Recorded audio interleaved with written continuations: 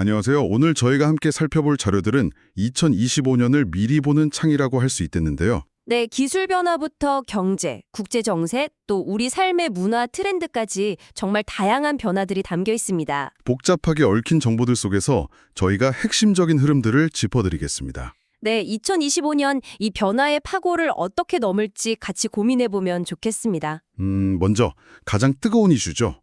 AI부터 시작해볼까요? AI 전환, AX 시대가 온다. 이런 기대감이 큰데요. 맞아요. 근데 그만큼 그림자도 짙어지고 있다는 게 문제입니다. SK 실더스나 고우버 같은 자료들 보면요. 아, 보안 위협이요? 네, 특히 그 딥페이크, 딥보이스 기술. 이게 정말 무섭더라고요. 그 안면 인식을 실시간으로 뚫는다거나 목소리 위주에서 임원 사칭하고 이런 거 말씀이시죠? 네, 맞습니다. 실제로 기업에서 금전적인 피해가 발생하고 있고요. 이게 정말 편리함 뒤에 숨은 위헌이죠. 랜섬웨어 공격도 더 진화했다면서요. 그렇죠. 예전엔 그냥 파일 잠그는 정도였다면 이제는 데이터를 아예 유출하겠다고 협박을 해요. 와, 협박까지요? 네, 거기다 협력사까지 공격 대상으로 삼고 디도스 공격까지 같이 하고요. 아주 복합적입니다. 심지어 보안 솔루션을 무력화하는 그런 공격도 있다고요? 네, 그 BYOBD 방식이라고 해커가 일부러 취약한 드라이버를 심어서 보안망을 뚫는 거죠. 아, 그럼 최신 공격이 아니라도 패치 안 된 시스템의 허점을 노리는 경우도 많다고요? 네, 그게 바로 1대2 취약점 공격인데요. 업데이트를 미루면 정말 위험해지는 겁니다.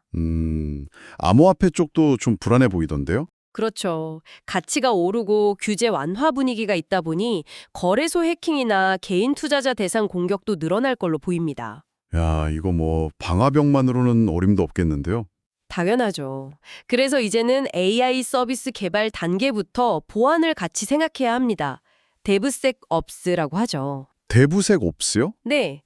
그리고 AI 기반으로 위협을 탐지하고 대응하는 EDR, MDR 솔루션 활용도 중요하고요. 또 제로 트러스트 아키텍처. 아, 제로 트러스트.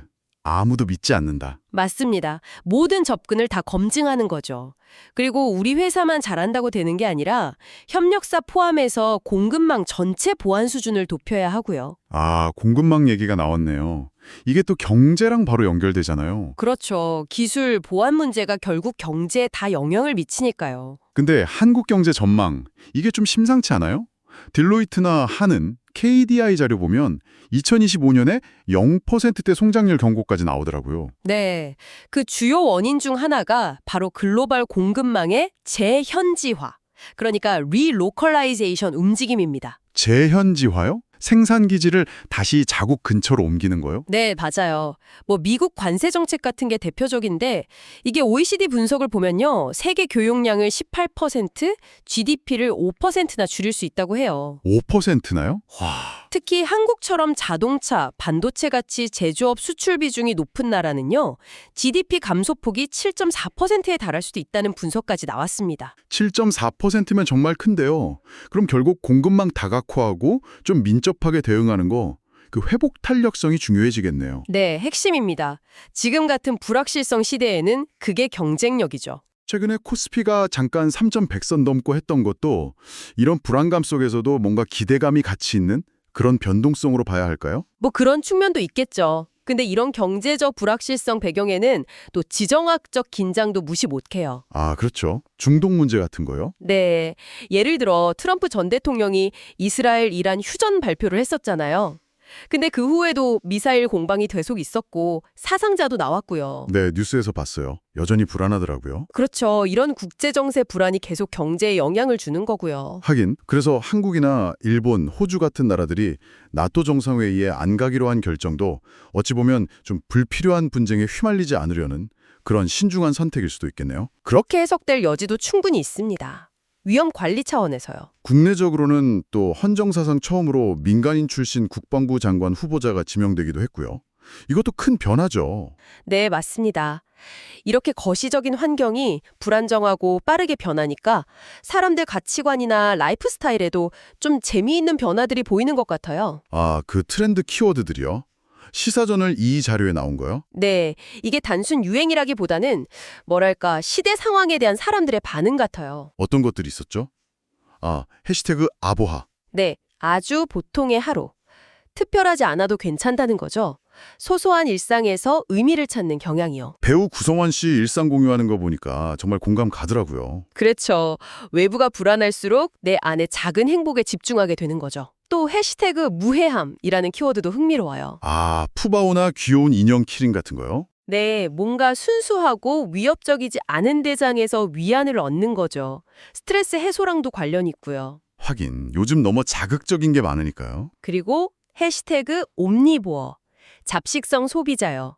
나이나 소득 같은 경계를 넘어서 그냥 자기 취향 따라 이것저것 소비하는 형태죠. 아, 그래서 기업들도 소용량 제품이나 라인업을 엄청 다양하게 내놓는군요. 네, 맞습니다. 마지막으로 해시태그 지속 가능성. 이건 이제 선택이 아니라 필수죠. 맞아요. 기후변화는 정말 더 이상 미룰 수 없는 문제잖아요.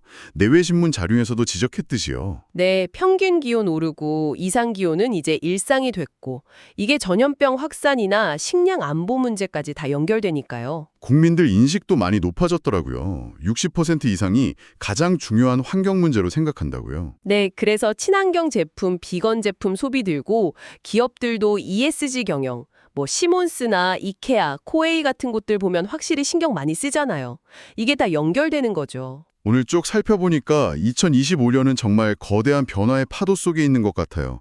AI 혁신과 위협, 글로벌 공급망 재편 같은 외부적인 힘과 함께 동시에 사람들 안에서는 아주 보통의 하루, 무해함, 지속 가능성 같은 내면의 가치를 찾으려는 움직임이 강해지는 거죠. 네, 외적인 변화에 적응하려는 노력과 또 내면의 중심을 잡으려는 노력이 교차하는 그런 한 해가 될 것 같습니다. 그렇습니다. 정말 복잡하면서도 중요한 시기인 것 같아요. 자, 그럼 마지막으로 여러분께 질문을 던져보겠습니다. 이런 AI, 지정학, 기후 같은 거대한 외부 환경 변화에 발맞추어 적응해 나가는 것, 그리고 동시에 아주 보통의 하루에서 의미를 찾으면서 내면의 회복 탄력성을 키우는 것, 이 둘 사이에서 여러분은 2025년을 어떻게 항해하시겠습니까? 우리에게 가장 필요한 균형점은 어디일까요? 한번 생각해 보시면 좋겠습니다.